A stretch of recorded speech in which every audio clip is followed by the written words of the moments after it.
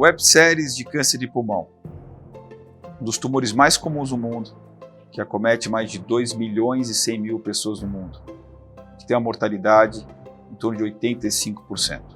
No Brasil não é diferente. Mais de 30 mil brasileiros e brasileiras por ano têm um diagnóstico de câncer de pulmão. Nós vamos falar sobre a área de medicina de precisão com o Dr. Gustavo Schwartzman, um outro oncologista clínico, especialista também na área de câncer de pulmão.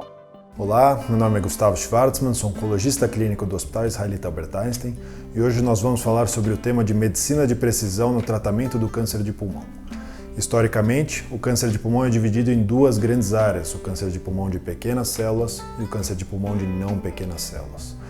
Dentro do câncer de pulmão como um todo, o tratamento era amplamente à base de quimioterapia. A quimioterapia nós sabemos que é um tratamento que induz respostas em 30% a 40% dos pacientes, mas respostas de curta duração e que historicamente os dados de sobrevida global, ou seja, o tempo que o paciente tinha de vida, não ultrapassava em média 12 meses. Hoje, o cenário mudou drasticamente, particularmente no câncer de pulmão de não pequenas células.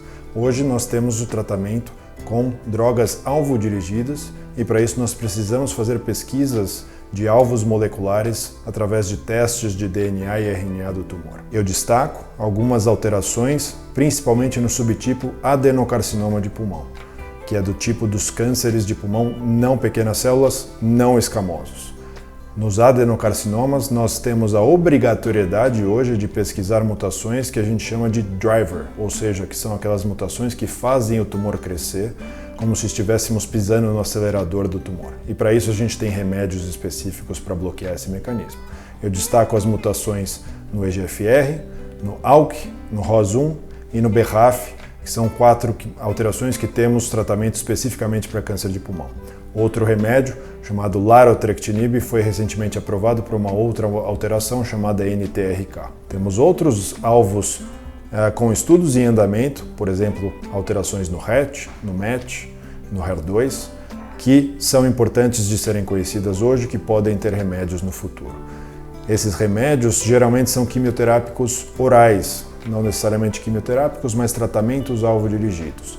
E isso entra muito no projeto de lei que está em andamento agora na Câmara dos Deputados, pois esses remédios não entram como cobertura obrigatória no rol da ANS após a aprovação da Anvisa. Então é importante que a gente consiga avançar nesse assunto.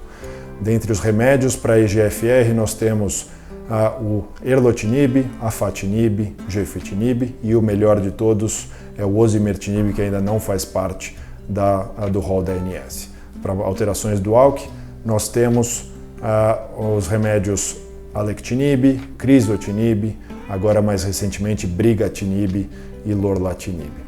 Para alterações no BRAF também já temos aprovados dabrafenib com trametinib e para alterações no ROS1 nós temos o crizotinib. Então são vários remédios que nós temos à disposição para o tratamento do câncer de pulmão, cujo resultado é muito superior à quimioterapia convencional e deve ser utilizado quando essas alterações são encontradas. Quando essas alterações não são encontradas, nós temos aí o tratamento à base de químio com imunoterapia ou imunoterapia isolada.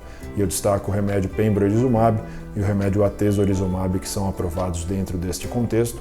E um outro biomarcador importante é a pesquisa do PDL1 e pode nos dizer se o paciente pode receber o pembrolizumab como terapia isolada ou se deve receber em combinação com quimioterapia.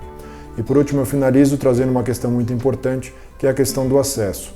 Esses remédios eles não estão disponíveis, na sua ampla maioria, na rede pública e mesmo na rede privada, por causa da questão do acesso ao rol de procedimentos de cobertura obrigatória da ANS, muitos pacientes não têm acesso aos melhores medicamentos. Então nós precisamos melhorar nesse sentido para poder tratar os nossos pacientes de maneira mais igualitária e com o melhor acesso disponível.